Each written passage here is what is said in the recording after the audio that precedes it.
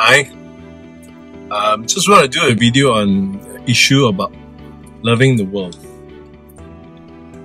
Most of us are familiar with the passage in 1 John chapter 2, whereby John says, "Do not love the world, for the love of the Father is not in him." So when you go to church, constantly people are, at least the pastors are telling you not to, be worldly, not to continue in the ways of the world, not to be materialistic, not to be ambitious, because this world is not your home. You're just passing through. Many Christians, in fact, have this idea that we shouldn't work so hard because we're in the world, but we're not of the world. So what happens is that we teach this kind of thing to justify a mediocre level of excellence in whatever we do in terms of our career, in terms of our preaching, as well as in terms of the manner of life in which we pursue things. On the other hand, we tell people not to be worldly, so what happens is that we also cut people away from certain things like entertainment. We are also telling people that basically, certain values are worldly values. But the question I've always asked myself is this: I'm living in Kuala Lumpur, I'm living in Malaysia, and it's part of the world. So how is it possible for me to not be worldly? I'm a lawyer, and every day my life is based on how well you do in court, whether you win an argument or you don't. It's performance based. So these are the questions that linger upon my mind. Except that as we continue to consider what worldliness is, you begin to read the passage in 1 John 2 very carefully. And it says the world and its passions passes away. The question is that when does it pass away?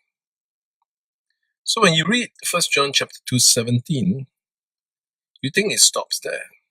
It doesn't. It continues towards the next verse. And the next verse is this: "Dear little children, it's already the last hour." In other words, what John is trying to tell you is that the world was passing away at that time. And when the Bible talks about the world, it's not talking about our physical world, our worldly system, or the rat race. It's talking about the world of the old covenant. In other words, worldliness is not materialism.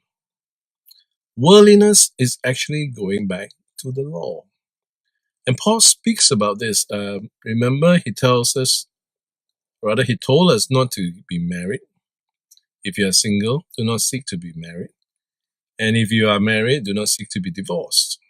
Jesus told women not to be pregnant.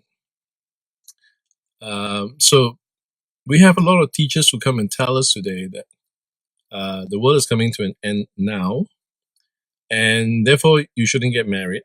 You should be single, so that you won't get into a lot of entanglements, marital entanglements. And as such, what happens is that be a single man or a single woman and serve the Lord. Except that the passage actually comes from 1 Corinthians 7. And 1 Corinthians 7 speaks about something called the present crisis. And the present crisis there is actually AD 70. It speaks about the fact that the old covenant was coming to an end and the new covenant was being established. So Paul also said this: the world in its present form is fading away. And Paul also says in Colossians 2 that we should not be minded with worldly philosophies, but rather be firmly established in Christ.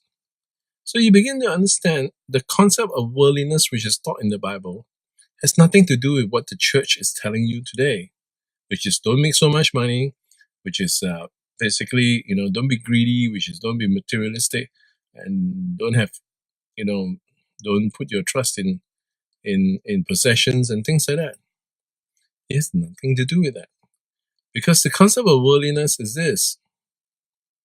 Go back to the old covenant. Going back to the old covenant.